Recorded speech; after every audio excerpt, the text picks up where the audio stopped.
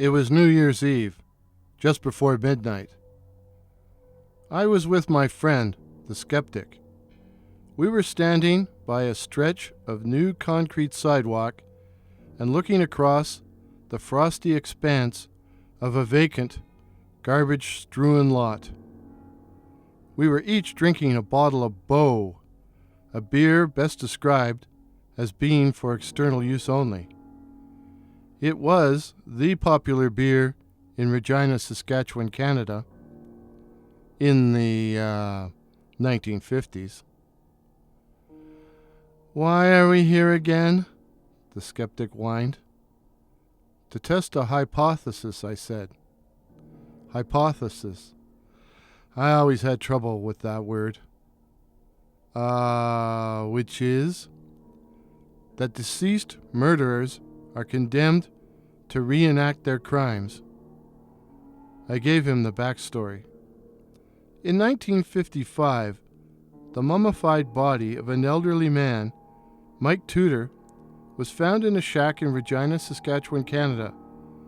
The shack had stood on the vacant lot my friend and I were currently looking at. He had been murdered. Later, a 300-pound woman of extremely easy virtue, Tootsie La Flèche, and her one-legged boyfriend, Jake Dick, were charged with murdering the old man on New Year's Eve, 1954.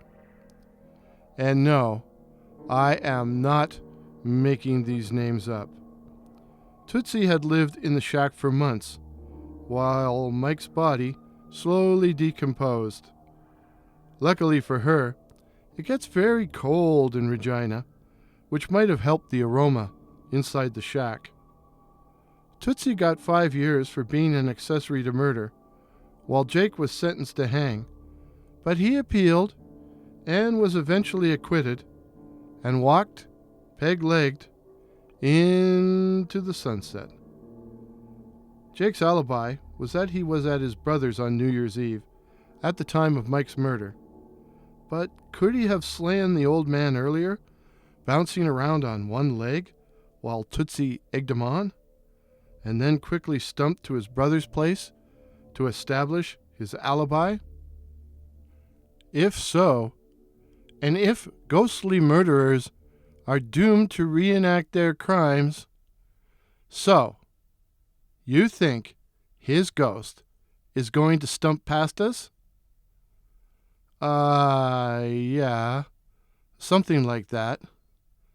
Shit, that's the goofiest thing I've heard from you yet.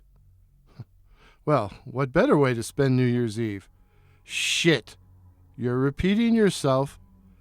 And do we have to drink Bow? Atmosphere. Atmosphere?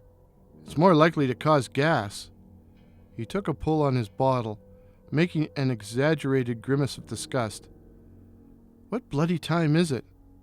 Any time now. For what?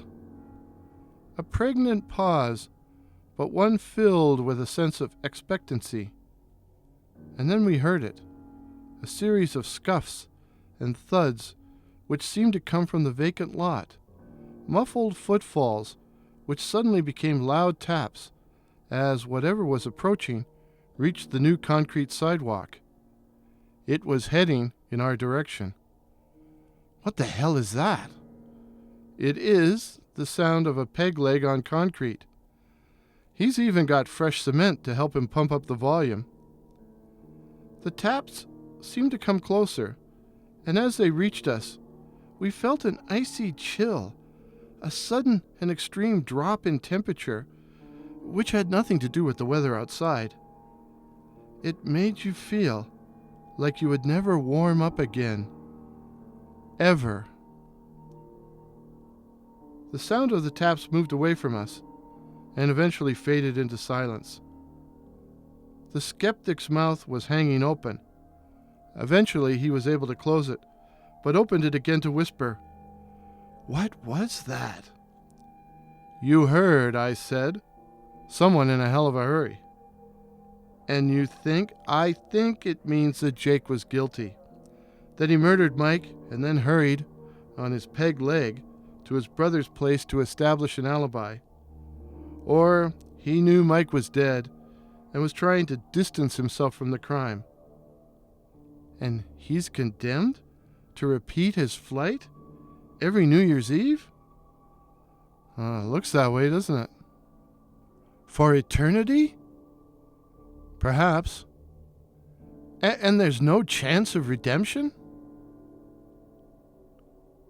Somewhere, a solitary church bell began to ring. The new year had arrived.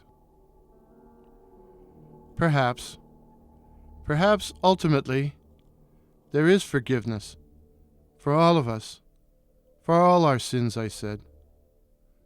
At least I pray there is.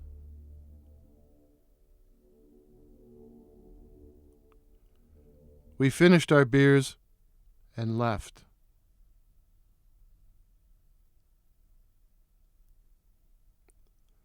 P.S. I first heard of Tootsie, Jacob Dick, and Mike Tudor back in 1981 in Frank Jones's book Trail of Blood. I then read more about the case in the back issues of the Regina Leader-Post for 1955, available at the microfilm section of the Metro Toronto Reference Library. I remember thinking Regina seemed a wild and interesting place. 10 years later, I was living there. Fate? You tell me in the comments section below. And drop a like and subscribe for more ghost stories of a librarian.